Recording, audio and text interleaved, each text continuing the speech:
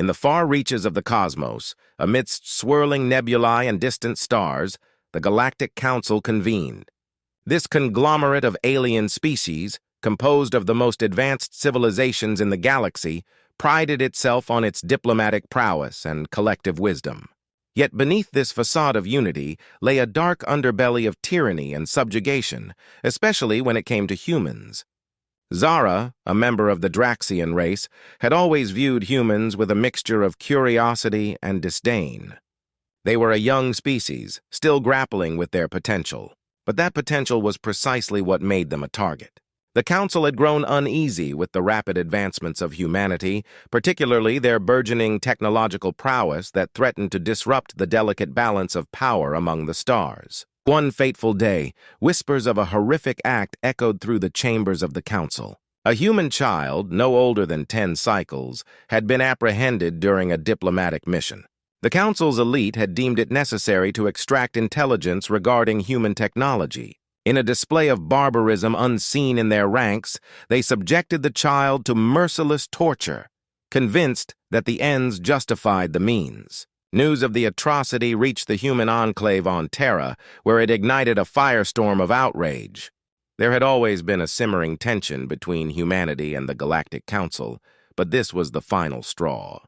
A coalition of human leaders convened in secret, their faces set with grim determination. Among them was Captain Elise Morgan, a seasoned strategist known for her fierce resolve. "This isn't just about revenge," she declared, her voice cutting through the murmurs of discontent. "It's about justice. We cannot let this stand.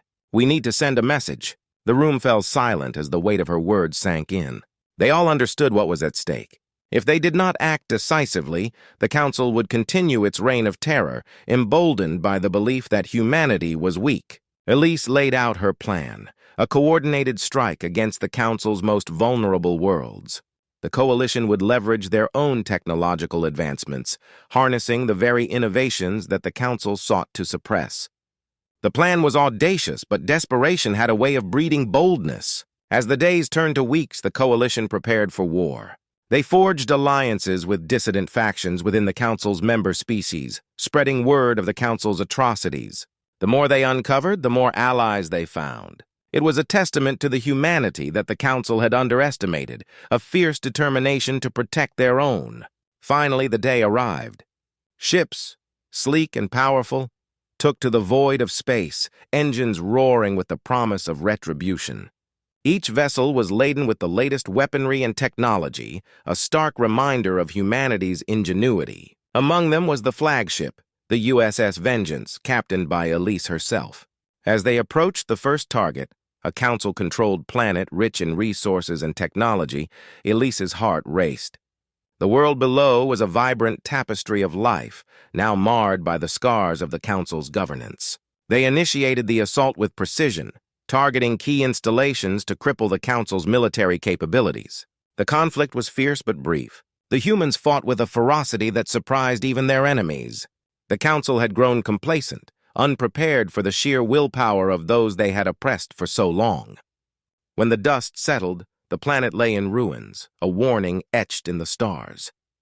With each victory, the coalition's resolve grew stronger. News of their successes spread like wildfire, igniting uprisings in Council-held territories. Once silent dissidents rallied to the human cause, inspired by their bravery and tenacity.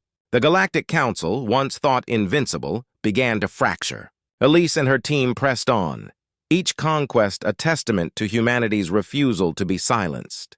They liberated planet after planet, each victory accompanied by the ringing echoes of the tortured child's cries, a haunting reminder of why they fought. But the Council would not take their losses lightly. In desperation, they rallied their forces, a coalition of alien races that had long benefited from the suppression of humanity. They sought to quash the insurrection, to demonstrate that their tyranny would not falter. In the grand chamber of the Council, a meeting was held. The leaders, a cacophony of diverse species, deliberated fiercely. "We cannot let this uprising continue," one of them bellowed, his voice a guttural growl. "We must crush them!"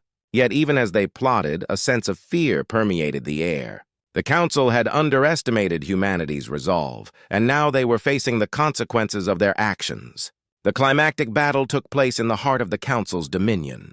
A fleet of human ships, reinforced by their newfound allies, engaged in a fierce conflict against the Council's armada. Laser fire streaked through the void, painting the blackness with colors of destruction. In the midst of chaos, Elise fought valiantly, directing her forces with precision. As the flagship Vengeance took heavy fire, she rallied her crew.